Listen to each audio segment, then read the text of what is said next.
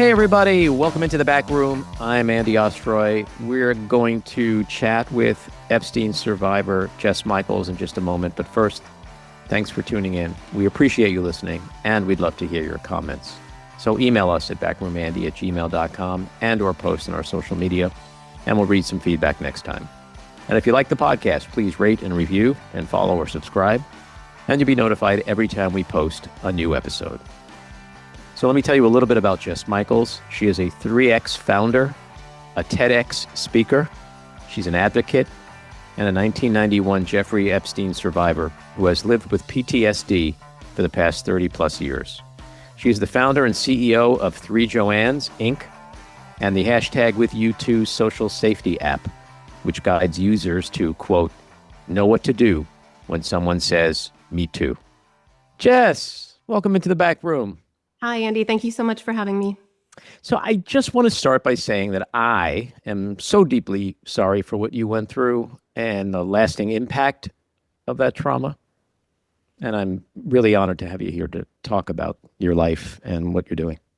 Thank you. I really appreciate that. And I think it's always important for me to state that I've been on a journey from victim to survivor to advocate to being an innovator in this arena. And I'm so glad when anyone's willing to hear more than just that label of being an Epstein survivor.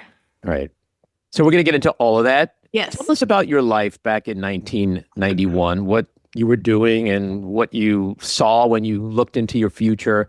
And then, of course, whatever you're comfortable sharing about the assault by Jeffrey Epstein back then in that year. Yeah, so I was a professional dancer, working dancer. I'd been working for a year and a half. I had worked with celebrities. I had modeling contracts. In fact, 2 weeks after the assault, I was heading back to Tokyo on a second modeling contract. I was thriving and meeting wonderful people along the way, creating friendships, relationships, just really thriving. And I always think it's really important to remind people that the assumption is we will know exactly what to do in a horrific situation. And I did too. I was assertive. I was confident. I was not ashamed of saying no, not ashamed of stopping. I mean, I believed I would, being the strong professional dancer I was, if something happened, I would be able to whip out some ninja moves I saw in a movie and I would take care of myself. I had no fears in that way. And I was introduced to Jeffrey Epstein through my roommate who had been working for him for several months before I had come home from a contract in Tokyo. I also think it's really important to note that what I recognize now was I was being groomed for 2 months before I was ever introduced to him. I was being groomed by this roommate. She loved working for him. She was so happy. She just glowed when she talked about him. Friends of mine and I would later speculate whether she had been in love with him. But the whole time, I felt jealous that she had this incredible opportunity because as a working dancer, you're always doing a side hustle. You're a waitress, you're a temp, you're doing massage, which is not an uncommon thing for dancers to be working on the body, doing something in wellness, like that is not uncommon. To be an artist of some, making jewelry. There are a ton of other side hustles that artists in New York City do in order to be able to go to auditions, to be able to take contracts and be able to come back from those contracts and pick up where they left off. And so she seemed to have this opportunity. She had it all. She was traveling all over the world. She said, I do 2 to 3 massages a week when I'm in, Spain, and then I get the rest of the time to myself to go explore the city. It sounded like the dream opportunity. And he seemed to really want to help her in any way he could to further her career, to afford her the opportunity of going to auditions, leaving for contracts, and coming back and having her same position there when she returned. And so I was jealous. I wanted the same opportunity, but it was never introduced to me for 2 months. And then she got a dance contract. So she says, I got a dance contract and he's looking for a backup massage person. Are you interested in meeting him? And I say yes. So the first meeting, by the way, is at his office on Madison Avenue. And I know this because I have all of my day planners from the 1980s and 1990s, and I have his address, the phone number, his assistant's name, the exact place I'm supposed to go. I'd written it in my day planner in 1991. And I go there, and he's very stoic. He's not what I expected. The office isn't what I expected. I thought it would look a little bit more upscale, more interior design, decorated. I mean, I even questioned whether he was a millionaire. That's how it felt when I walked into that office. Mm-hmm. But he did two things that I think are really important also, because as an advocate, I share my story so that people will learn.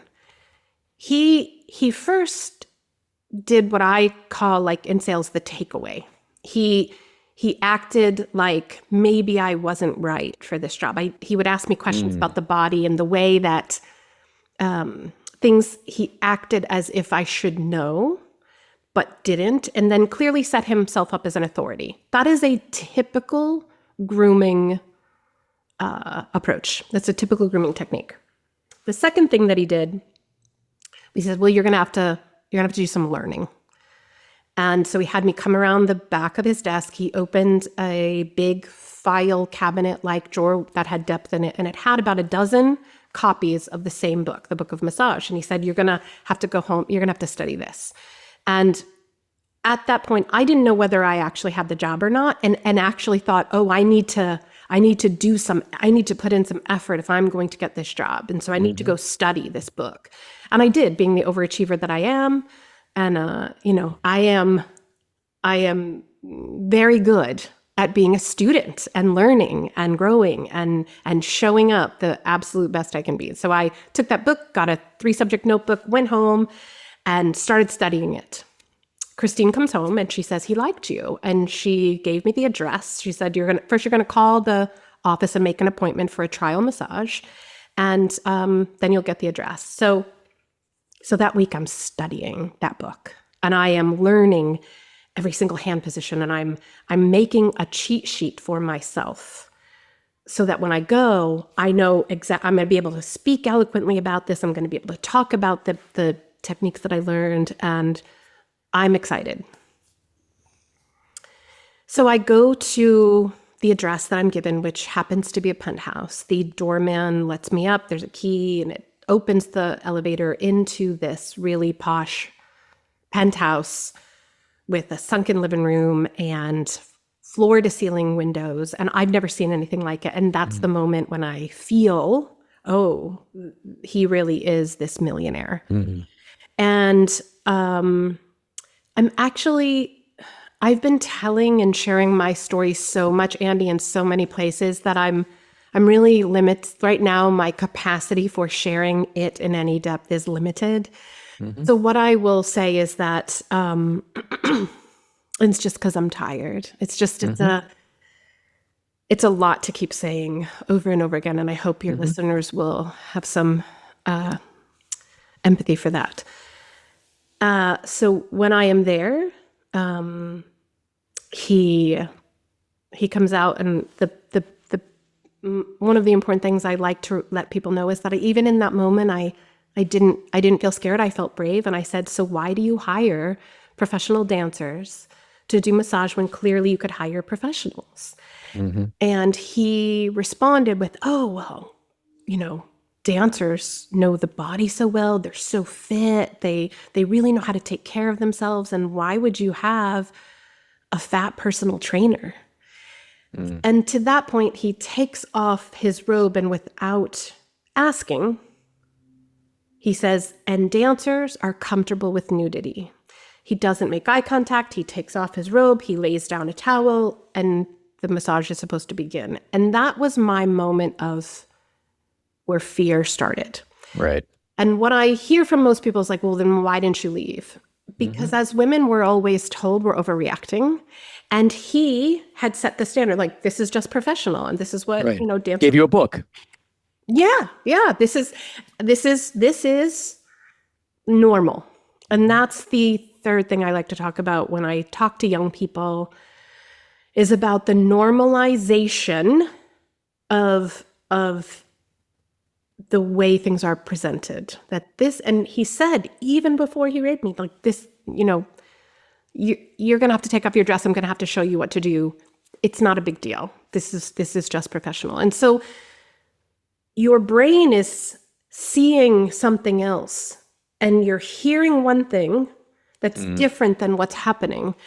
And there's a part of the brain, the amygdala, that knows when there's danger, even when we don't cognitively know what happens. And I froze, and he raped me, and I was so confused and disoriented. I even when I went home, I got on the subway going the wrong way. There's not because that fear trauma response, that defensive system actually bypasses your cognitive functioning. Your executive functioning is completely shut off from options. So that's the confusion. When you hear rape and sexual assault survivors and trafficking victims say the confusion that's there, it's because that part of the brain isn't even active. It would be the next day that I go into, I was a scholarship student at Steps on Broadway. I went in to go work my work scholarship in exchange for classes. And it was my friend, Joanne, that was like, hey, how are you doing? How did it go yesterday? And she asked me 3 times. And I just kept looking at her, and I still couldn't speak the next day until she grabbed me by the hand and she pulled me into the office, and I broke down in tears. And I told her, a fraction of what happened. And she looked at me and she grabbed me by the shoulders and she said, we need to go to the police. And it was kind of in that moment that I realized, oh, it really was that bad. But I don't know if you know this, weird Gen Xers, right? Like in 1991, as I understood the law, it was only determined rape based on how much you resisted. And so I froze. I believed the laws at that time. And since I froze, I thought, no one's gonna believe me. I'm a 22-year-old dancer, and there's this wealthy Wall Street guy with a penthouse and a plane. Like, nobody's gonna believe me. And so I shut it down in utter humiliation. The way I describe it is I turned into a mouse of a girl. I just stopped trusting myself and my ability to even take care of myself. I thought I was so stupid. Why couldn't I scream? Why couldn't I fight? Why couldn't I run? How stupid could I be? That's what went through my brain, was that it was all my fault. And I lived with that for 30 years. And it was that way that I saw the event that made me feel unsafe in my own body, unable to trust myself, unable to trust the people around me, and just utterly unsafe in the world and operating the world for decades. And I did try to go back to New York twice to try, because I actually left there not that long afterwards. I came back from that Tokyo contract and I was gone. Within 24 hours, I wanted to get out of the city as fast as I could. And I tried to go back twice, but I was so overcome by the anxiety and the insomnia, and my digestive system wasn't working well, and I was sleeping all day. I actually asked a friend, when I finally told her about it in the last couple of years, what happened. And I said, what do you remember of me at that time? And she said, well, she's like, you just slept all the time. Well, being awake, being cognizant it was hard to do given the trauma. Yeah. What's interesting, your story is so interesting and important on so many levels, but I think what's important for everyone to realize, because everything we're hearing now about Jeffrey Epstein kind of feels like it starts around 2005. Right. Right? Right. And your assault took place about 15 years earlier. Yep. Now, one can safely assume that there wasn't this big gap between what happened to you and all this other stuff that we're hearing about, which basically means this guy was doing this his whole adult life and maybe even earlier than that, that he was a lifelong predator, a lifelong sociopath. Yes. Horrible. Everything that you're saying.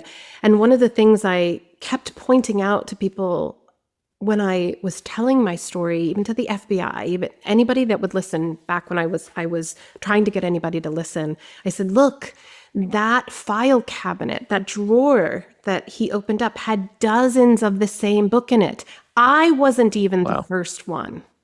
This was already in 1991 a fine-tuned strategy for raping and abusing young women and girls. I know that I may be at this point the earliest publicly known victim, but I know there are victims earlier than me that are Epstein survivors. And so when everybody focuses on the 2000s, it's one of the reasons, I don't know if you saw in my bio, I say I'm a 1991 Jeffrey Epstein survivor, and I'm really clear about that to let people recognize this is not new. Maria Farmer reached out to the FBI in 1996. It's not new at all. And very few people are really listening to that. Do you feel in any way that the era in which you were assaulted is just sort of like an afterthought in the media right now? That the focus is just on the period of time that we're all hearing about? I think that it's shockingly being skipped over, given that's when Ghislaine Maxwell started working for him. So it's shocking that is being stressed, that it was in the 2000s, though Annie Farmer was in the mid-90s. And Annie Farmer was one of the women and she was a minor, and she testified against Ghislaine Maxwell in her trial. I think that people are not as interested in hearing about something that happened 30 years ago. And the idea is like, oh, what happened 30 years ago? I actually had the person that called me back when I called the FBI hotline, the person that called me back, which was a New York sex trafficking detective who was working with the FBI to return phone calls. He said exactly, he's like, well, it was 30 years ago. What do you want us to do? And I was shocked by that. But I also said, I'm not calling you about me. I'm calling to tell you about my roommate, who I then would learn had stayed working for him for 10 years. 8 years that I knew of, 8 years that we knew of from mutual friends. But I think they were trying to look at what they could prove and who they had definite witnesses for. And so that happened in the very first trial, which was 2006, 2008. It's another example of the infuriating things that people say. I remember listening to certain women when we learned about Harvey Weinstein. Mm-hmm. And there would be people that worked with him and said, he didn't ever touch me. And it's like, well, what does that mean? Yeah. No one's saying Harvey Weinstein raped every single woman he ever came in contact with. Yeah. What does it have to, whether or not he touched you doesn't negate the reality of the crimes that he committed against so many other people. And so the 30-year thing, or another thing is like, so now you come forward when he's running for office. Well, yeah. Wouldn't that be the most important critical time to come forward about a sexual predator if someone's running for office? In this case, like what happened with Donald Trump, it's just the wiring of people's brains, and I guess in most cases, men's brains who are in power, to just sort of delegitimize the stories that women like yourself have. There's a word there that you use, legitimized, and that's why it's really important that people understand, again, from me now being an advocate, is that predators know their prey. Mm-hmm. And they know, people think it's just the prey that's being groomed, but it's the enablers being groomed. Mm-hmm. Epstein surrounded himself with a lot of very reputable people so that if anything ever came up, he would have all of these alibis from people. Saying, I never saw anything like that happen. I never saw him with all of those women. He would have, as I understand it, because I don't listen to, I don't go down the Epstein rabbit holes. I can't. It's too personal for me. I don't listen to all the conspiracy things. But what I do understand was that he would have dinner parties where there would be no girls present, and it would just be celebrities and influential people and politicians. And so he looked, and scientists, he looked legitimate. They were all being groomed, all of them. No, it's like clergy and coaches. And Exactly. over the years, as I've learned about how this stuff works, I went from, isn't it like a crazy coincidence that these guys are always in these positions where they have kids around them? And then it became, no, that's the profession they choose because that's where the kids are. That's where the potential victims are. Exactly. It is, you mentioned before, like a strategy. It is a well-honed strategy that they seem to have. This is what we've learned in all these public cases over the last few years. It is. And that's why it's so infuriating to hear of someone like Ghislaine Maxwell, who is a convicted pedophile and trafficker, being asked for her viewpoint on what she thinks happened there. And she played her role. She mentioned the men that are in question and said they had nothing to do with it. She played her role of protecting powerful men just like she did for a very long time. And all of it, everything that was said in those transcripts completely erases what survivors have been saying for decades, what survivors testified to, what investigative journalists have found over the last decade or more. And it's appalling to know that our government, that the people that are supposed to be in charge of justice, of keeping us safe, they have one job, keeping us safe, is listening to the convicted pedophile. It just injustice on top of injustice. I mean, every single corner that you turn when you look at the Epstein case is cover up on top of injustice, on top of cover up on top. I mean, it is over and over and over again. Well, it is a cover up, clearly. And, you know, when you look at the transcripts, I mean, there's one part where Deputy Attorney General Todd Blanche, who was Trump's former personal criminal attorney, Maxwell is sort of searching for a word, and he feeds her the word. Mm-hmm. He literally leads the witness. Mm-hmm. And so it was so clear that the whole thing was a charade designed to get, it wasn't to find information, it was to keep her from spilling the beans. And then, of course, a few days later, she's rewarded with a trip to a transfer to a minimum security prison camp. A vacation, yeah. She's getting and a it's vacation, like yoga and Pilates. I mean, What about the victims? You know, I in my social media and on my podcast, I'm like, hey, MAGA, we know what Maxwell got from that charade. What did you guys get? What did the victims get? Yeah. I mean, it seems like nothing this administration is doing is designed to help the victims. It's all designed to help Trump. It's designed to help Congress. It's designed to help the guys who were involved in this heinous sex trafficking. So I wonder if, you know, MAGA is ultimately going to accept what it's being fed. Like, is this not going to go away? Are the distractions working, I guess, where it needs to work? Like, it's not going to, me getting distracted doesn't matter. You know, if MSNBC and CNN start talking about Rosie O'Donnell and troops in LA or DC, you know, MAGA doesn't watch MSNBC and CNN. So it's not like they're getting distracted there. So it's like, where it really counts, is this all just a waste of time for Trump? Because these people were promised something. Yeah.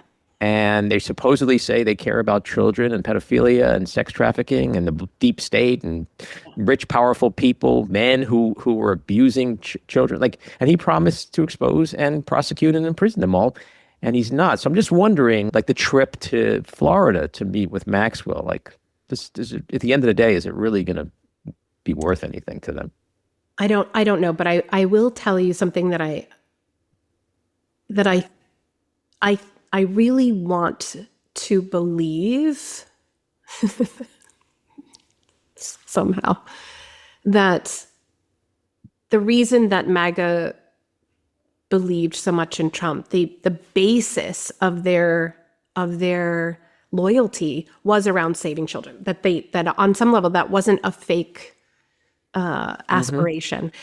Back in 2021, when I started sharing about what happened, and that's when I kind of dipped my toe into the waters of social media and advocacy and sharing my story. And I would have MAGA Republicans in my comments saying, "Don't worry, Trump is your guy. He's been helping the FBI."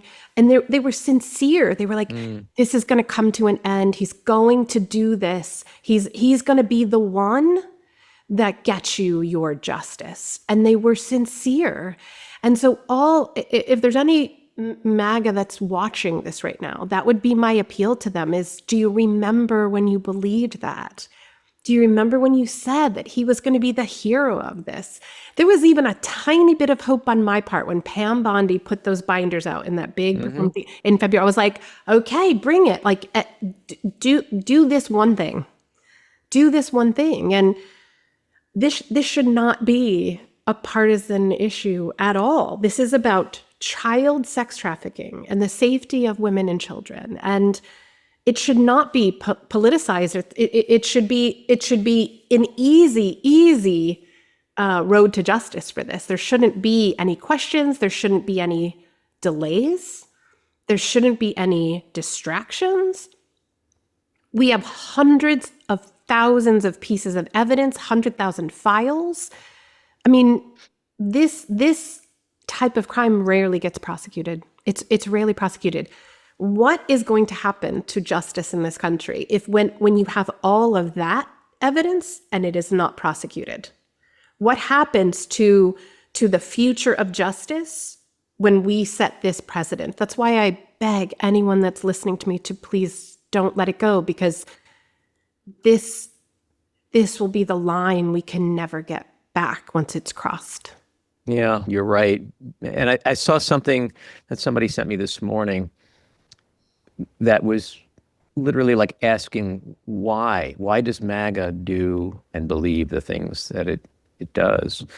And he boiled it down to what he said was identity. Yeah. And he said that the nanosecond they agree with certain people that certain things are happening is the minute they have to admit that they've been duped. Yeah. They don't want to be identified as somebody that's been, taken for a ride. So it's more cultish, and that helps understand why they're accepting all the things they accept. Although I do believe that there are people peeling off of that. I've talked to them. I've talked to them too. That's what I was going to say.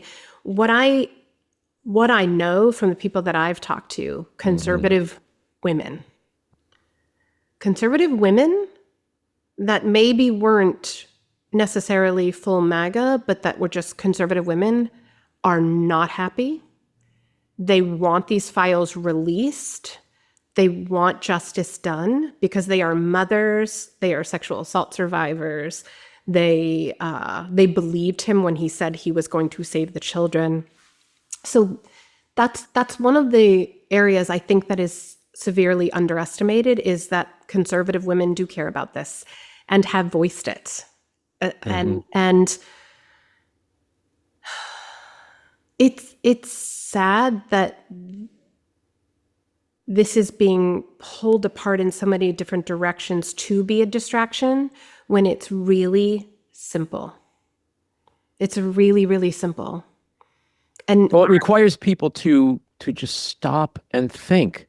Just for example, Pam Bondi in February pointed to her desk and said, "I have the files and the list here." Yeah. So to the MAGAs out there, if you're watching or listening, it requires you to just close your eyes and think and ask one simple question. Was she lying to me then? Yes. Or is she part of the cover-up now? Yes. It has to be one of the two. Kash Patel, before he became head of the whatever he's head of, because I don't pay attention. FBI. Seriously, at this point. Release the Epstein files. Yeah.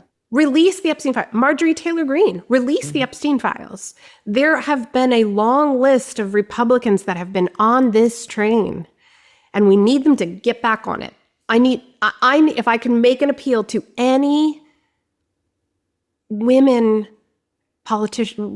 conservative politicians, anyone with any tiny bit of power, stand up for this, for yourself and for your children, because we cannot cross this line of injustice. It is, in no world should child sex trafficking be okay. In no world should a convicted pedophile's word be taken over that of the victims who are willing to testify in front of Congress. I've talked to them.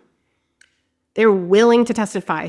We just haven't been given the opportunity. So hopefully Representative Ayanna Pressley is going to get her request through to have us come testify. We are willing. There are people that we are waiting to be invited to the conversation. Well, that's the problem, is that, from the White House to Congress to the Supreme Court, there's people who have either been convicted or accused of major sexual crimes. Yes. And so it is whatever the sexual predator equivalent of the billionaire boys club is. Exactly. It's a boys club, and they're all protecting each other. That's why it's so important that Democrats win at least the House next year, because that's the only way that for anything we're ever going to start to have accountability again. And we need Democrats to stop putting a line down and letting it be crossed and doing nothing. So I would appeal to Democratic politicians as well. We need a what if. What if they cross this line again? What is going to happen? Because right now there's no what ifs. Mm-hmm. And so they put the line down, and the deadline on Friday crossed, and there was no additional, such a small fraction of new information was presented in 100,000 pieces of evidence. Mm-hmm. They pulled the same trick twice. And so now the line is moved again. But there was never if you don't present these files by this date, we are doing this. I'm not seeing enough action. I'm seeing a lot of words, and it's extremely frustrating on the victim's part. Yeah, well, and that's a great point. And, in addition to Democratic leadership, which is, to me, failed miserably. If I see one more Chuck Schumer strongly worded letter, I think I'm going to shoot myself in the head. Yeah. But it's the people. I'm a believer in we the people. Yes. And Democrats need to get fired up, but it's back to also Republicans, conservatives, women on both sides of the aisle. But MAGA somehow one day needs to get some logic. Trump says it's a hoax, a Democrat hoax. Pam Bondi holds up a book. There's 10 people around her with the files, literally white file binders. She says, I have the files, I have the list. Is she in on the Democrat hoax? Use your noodles, people. Just listen and watch what's going around and go, does any of this make any sense? But we're dealing with a cult, and logic, as we know, is just, it's not high priority right now. It may not even be capable of happening. And to that point, one of the things that concerns me the most that I've said on in news interviews, and I'm not backing down from it, and I think it's true. By the way, that's my dog in the. If you got, all right, I got a couple here who are so far on their best behavior. I'm like, boys, I'm recording again. She's snorting over here in the corner. She's having a great day. But I said, this is what we're seeing is a normalization of decriminalizing sexual harm. Mm-hmm. And that is the slippery slope that I think we're going down. It is first we elected a president, then we elected he brought in the rapiest cabinet ever, to which Ghislaine Maxwell said, and some of them are in your cabinet. They're not even hiding it anymore. Nope. That this has become the norm, and this, what MAGA have voted for are people that don't care about the sexual harm of children and women. And that is Well, I and think boys. And I don't even want to leave Sure. out men and boys. Like there was just some article today I was reading that it's unconscionable that this is okay, and no one is even backing down for children. No. For children. No, but this you could say the same thing about the mass shootings at Sandy Hook. 20 kids blown apart. Everybody was like, "This is going to be it. We're at an inflection Yeah. point." Nothing, because there's loyalty to power and greed, and now to the king way more than there is to the Constitution, the rule of law, to women, to children. Yeah.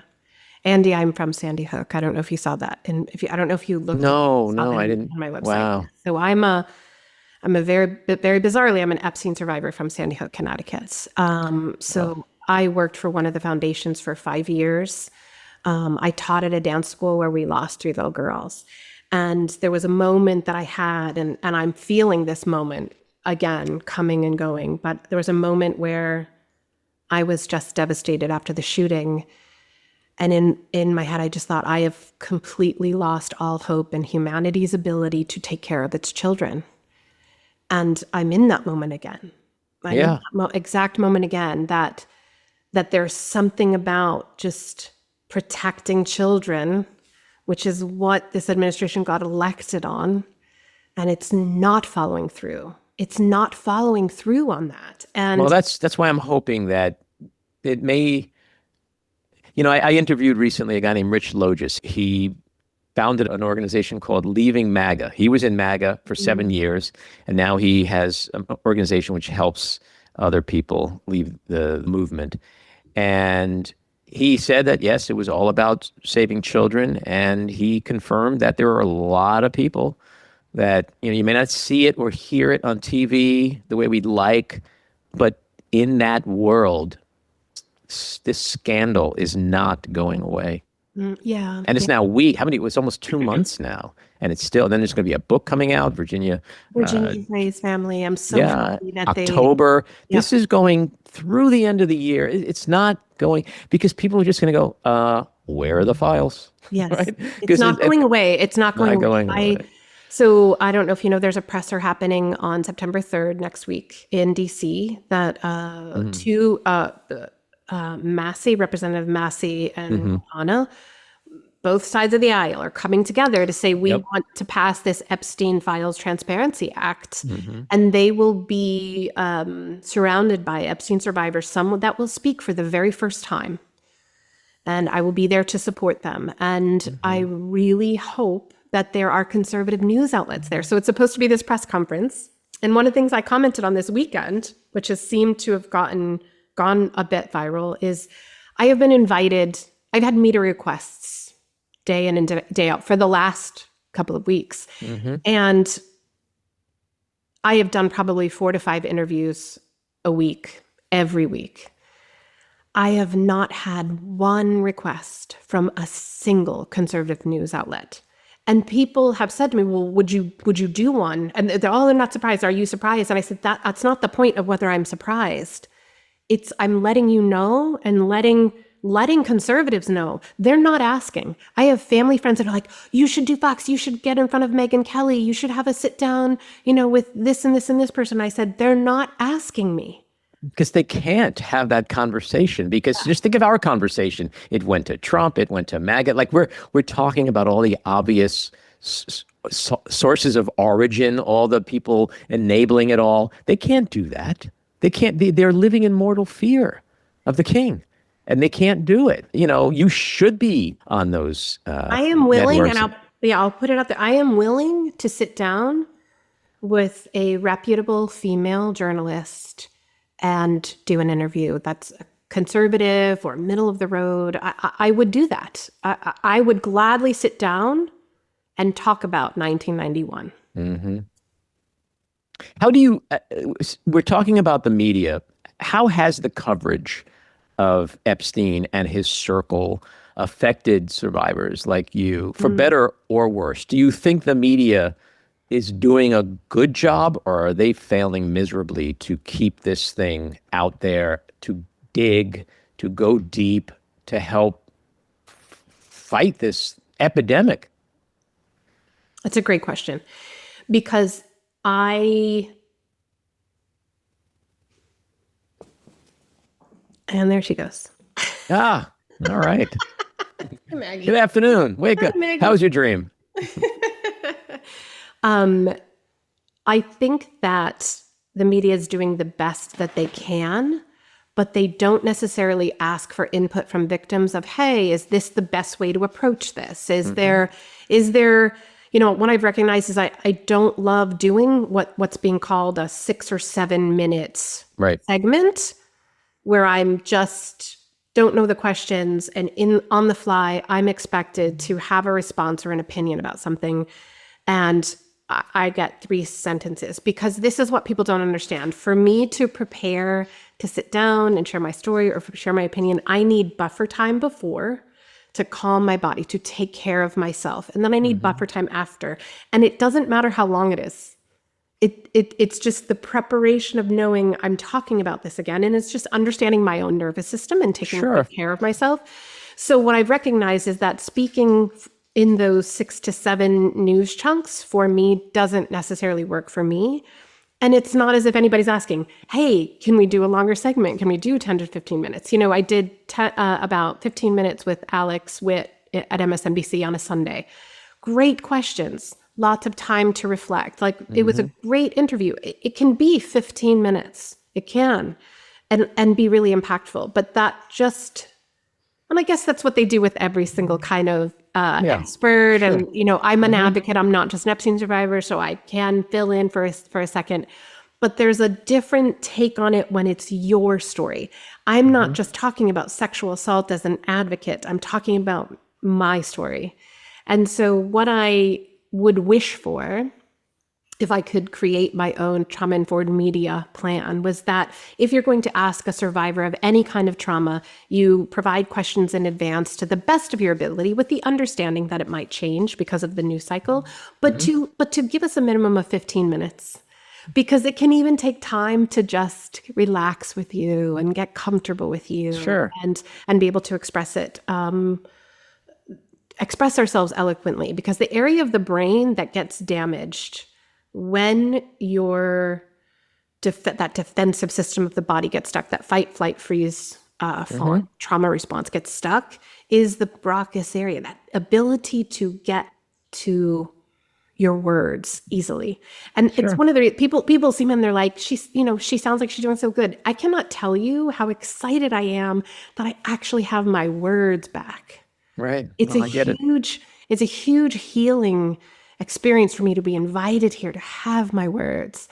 And in the back of my mind is, am I going to freeze up again? Every time. So when it's something that's shot in this really tight, short moment where it feels like a lot of pressure, and it's live and the whole nation is going to be listening to it, and I have 4 sentences, I feel like there's a greater chance of me freezing up. Sure. Well, look, that's a ton of pressure, because like any piece of journalism, they know what they want going in. Yeah. So they already have the story or the segment produced in their minds. Yeah. You know what you want to do. And I really identify with that, because I've been living with trauma the last 20 years.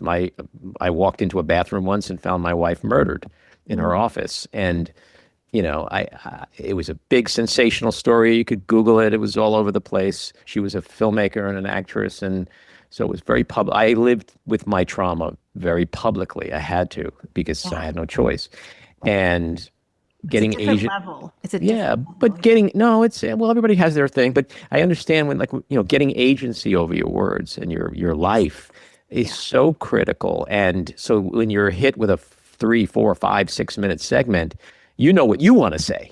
Yes. And I used to do interviews a lot, only because I had started a foundation which supports women filmmakers, and I would literally give out the parameters. I'd say, if you want me just to be like some emotional sidebar, start crying and talk about crime, I'm not your guy. I said, but here's how it's going to go down. What's the interview? 5 minutes. I'll give you 1 minute of the crime, 4 minutes about recovering from that, starting my foundation, the good. We're going to talk about the good. And I turned Nightline down. Nightline down. So I get it. Like, when you go into these interviews, like, you don't want to just be the Epstein girl, that they can put on display and give them their juicy little spot, because that's not what the last 30 years of your life has been like.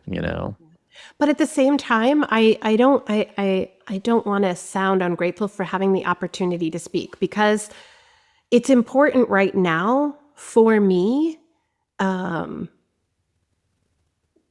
have that opportunity to speak. It's a historic moment right now Sure, of for course. all of us. And I don't. So when you say to me, was it horrible? Was it great? It was a learning curve for me, and I think they're doing the best they can, because they don't Sure. know any different. They don't know any different. They have a job to do. They have a job to do, and I'm learning what my responsibility is in that and how I respond. Kind of like how you did, where you learn to set up those parameters, right? Like how do I learn to respond to this? When it comes down to it, one of the reasons I do this is I'm a former dance teacher. Like, I'm doing this so that the next generation doesn't have to deal with what I dealt with. Well, you have a terrific story with three Joannes.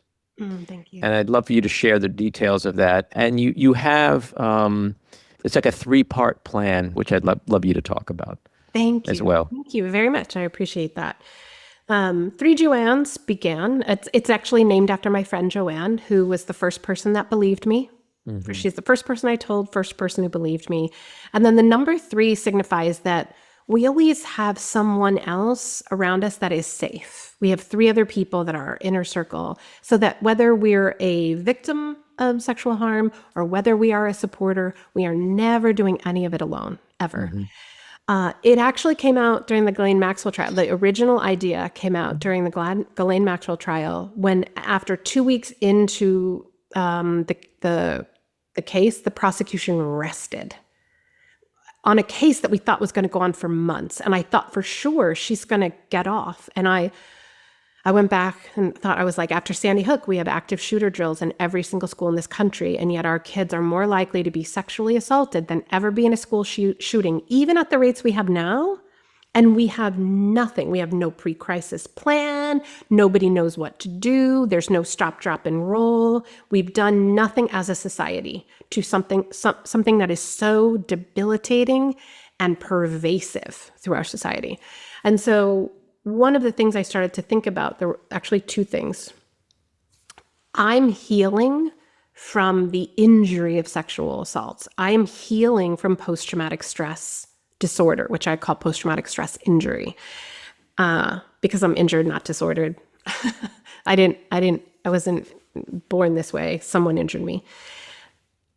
I believe we've missed the mark in how we deal with sexual assault. We always focus on it being a crime first. And even Joanne, she mentioned, like, let's go to the police.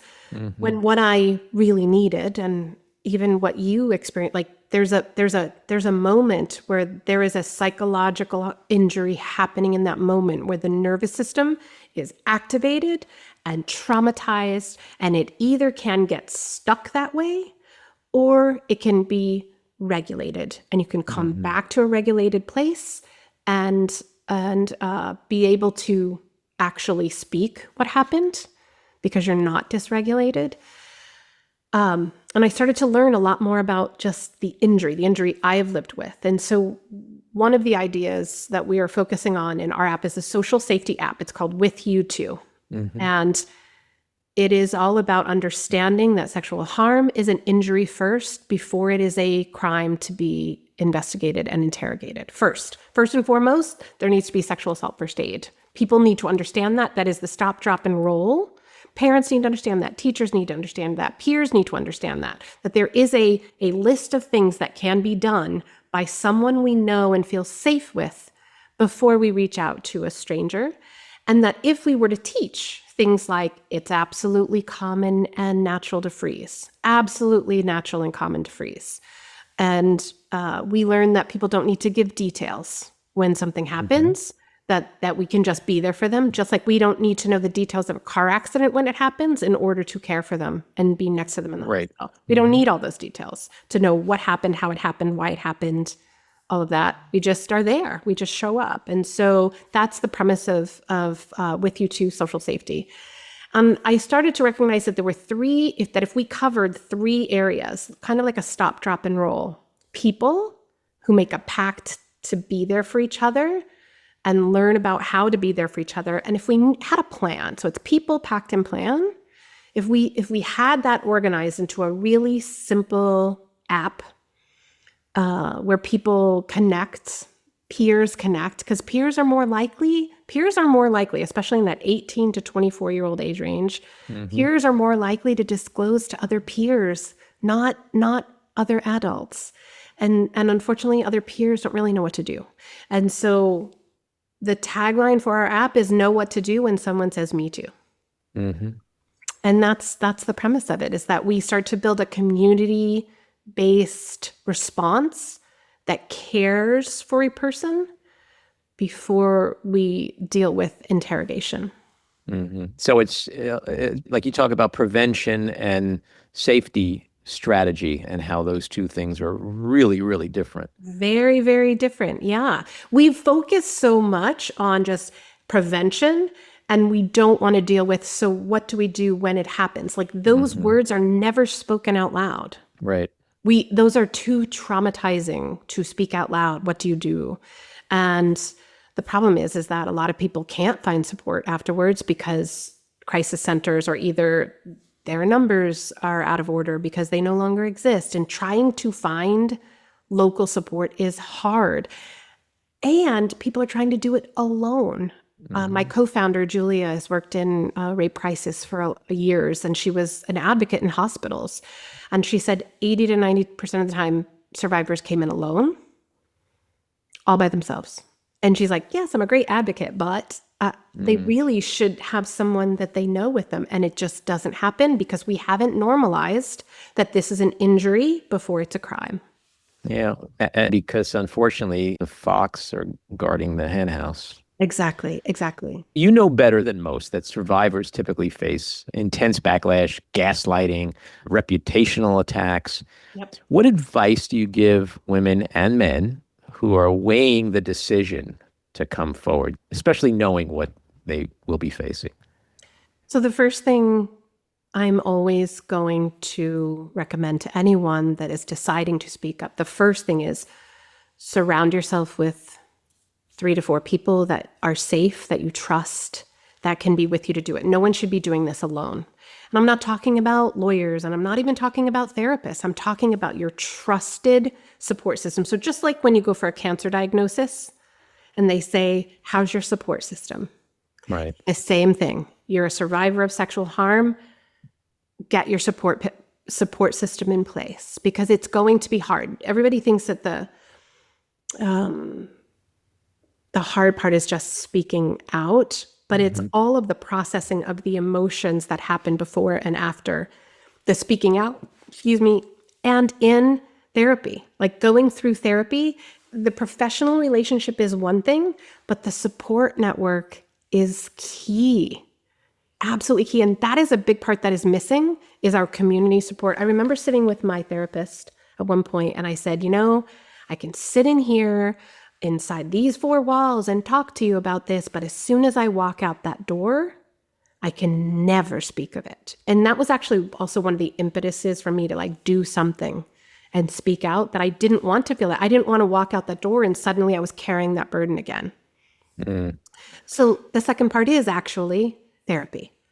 And those are 2 different things. There's our known people, and then there's our therapeutic relationship, because I'm going to tell you something, that one of the myths that we hear all the time is that survivors can never, ever heal. This is the absolute worst thing that will ever happen to you.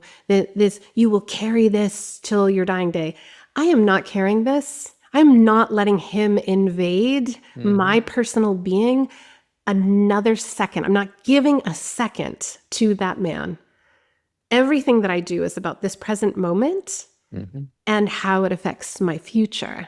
It has nothing to do with carrying the burden of that idiot. And helping others. And helping others find that voice. Yeah. So, and the third thing I would say is, a lot of people think that speaking out, they have to know everything. I did too. And so I would stop and I would start what I didn't understand, what people told me, but I really had a hard time believing at first, was that we only have to be one step ahead of other survivors to help them. We don't need to be 10 steps ahead. Right. And so just sharing what happens, if that's where you're at, is enough. Like it's enough. The last thing I'm going to say, if you're going to speak out, make sure you have had some professional help for a while, because one of the things that happens that I see a lot is that people speaking out just re-traumatize themselves, and they are stuck in the wound rather than speaking from a scar. Mm-hmm. And that's what I've really worked to get to myself. Was I wanted to have clear thought, clear words, be able to express myself creatively and impactfully. And so I needed to get to a level of healing before I could do that. Mm-hmm. That's all terrific advice, because the insurmountable challenges that I would imagine people contemplate and face when they do come forward publicly, even if it's years after, Yes. And they just want to make this known. And I think all the things you mentioned are incredibly important tools for them to have. Yeah, one more thing that I want to express, and this is for any survivors wanting to be public. There's a couple of things that I noticed when I first started sharing, and had a video, a TikTok that went viral back in 2022. I watched the numbers start to go up on views and likes. It was happening so fast, and I threw my phone across the room because it felt so scary to be that vulnerable. And then I had a really hard time sticking with it, and I had a very hard time reading the negative comments and feeling like I had to respond and get them to understand. I don't do that anymore. I don't care. I really don't care. And I share what I know from a knowledge-based place. And so that would be the point of awareness. I would ask anyone to just sit in the fact that they want to share publicly and how they're going to feel afterwards. And if they can feel like, I feel ready to share this, and I'm kind of letting go of my control over what will happen to this story, then I'm ready. And if I cannot feel the negative comments, then I'm ready. But if you know that those negative comments are really going to hurt you, I would say take a little bit more time to heal your heart. Yeah. If you could go back and speak to your younger self, what words of encouragement or warning would you share? I have one regret and one thing I would say. I wish I had said something and reported something, because there is a feeling that maybe if I had just done one thing with reporting to police, all of these other women maybe wouldn't have gone through what they went through. So I will carry that a little bit. I carry it a little bit. I know that at the time nobody would have believed me, but in retrospect, I go, would it have mattered? I still would have done everything I could. Like that's where my head goes. The second thing is I actually had a really wonderful friend say to me, she's like, I just keep picturing you at the age you are right now. And I'm going to be 57 next week. 57, reaching back to that 22-year-old girl and saying, look what we're going to do. Right. Because you wouldn't let the bastards keep you down. Yeah. Yeah. It's an important lesson. We all have stuff in our lives. We all have trauma at some point on some level, some, more heinous than others. But the moral of the story is don't let the bastards get you down, and try to take that shit and spin some gold from it somehow and put it out in the world to help people, and that's what you're doing. Yeah. There's a level of like taking the tragedy and turning it into a purpose, not as another form of trauma response, but as an opportunity to say, yes, it happened, and how I respond to it matters. Yeah. Well, people like you who have had this thing happen to them, it's invaluable. The advice and suggestions that you give people and the path that you show them, that's important. But it's also important to know the cost that comes with that. You're not doing this cost-free. And people should recognize that. To sit and talk and relive this kind of stuff is extremely helpful to a lot of people, but it's also very painful and challenging to you. So I appreciate very much you talking about it like and this. I want to just adjust the words. I don't relive it when I'm sharing it with you. I'm not reliving it. And that's what I mean when I talk about sharing from the scar and not from the wound. And I want to share that because I want to remind people that we can heal. We can heal, and we can make what happened useful for others. And it doesn't have to be. The cost is sleep. Because it's not this moment where I'm reliving it. It's still my brain is learning to rewire, and it's had to rewire at an expeditious amount of time in the last couple of weeks, sharing it as many as I can. And so it can be exhausting physically and mentally. My mental exhaustion is heavy, but I want to let people know, like, you're not harming me by having me talk about this. They're not harming me by listening. I'm fine, and I know how to take care of myself. You certainly do, and that's number one priority. You should you have to take care of yourself as you're trying to help other people, because you're never going to achieve the second goal if you're not taking care of yourself. Exactly. Jess, thank you so much for coming on. I think what you're doing is so important. I have 3 daughters. I think what you're doing is so important. And men need to hear this shit. It's not about just protecting women and daughters and girls. Or men who are victims. It's about men standing up and doing the right thing, and just stop. Men have a big role in this. Yes. We need you. We need the good guys that are willing to stand up to rape culture. And rape culture is just being around your guys and hearing disparaging jokes or comments about women that men are dating or talking about or just seeing in their social media. It's little things like that we need to know happen more often than not, because we're not in those rooms. You guys are. Right. Do come back and talk with us again. All right. Thank you so much for having me, Andy. Take care.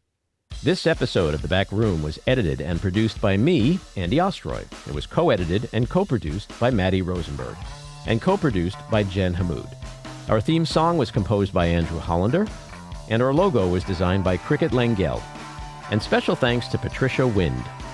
Please take a moment to rate and review the podcast, and also follow or subscribe. Until next time, keep your eyes on Washington, Hollywood, and your own backyards, and have a great week.